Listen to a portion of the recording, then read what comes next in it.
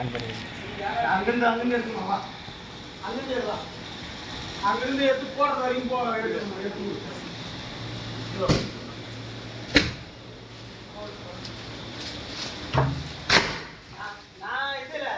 நான் இது யூடியூப்ல போட்டுருக்கேன். அது ஏடா கூட தவிர்த்துலாம் நான் பிரச்சனை இருக்குது. அந்த எஸ்கெட் நிதான இருக்குது. 30 செகண்ட் இருந்தா போதும். 30 40. அப்ப இப்போமா ஃப்ரீயா என்னத்தியா?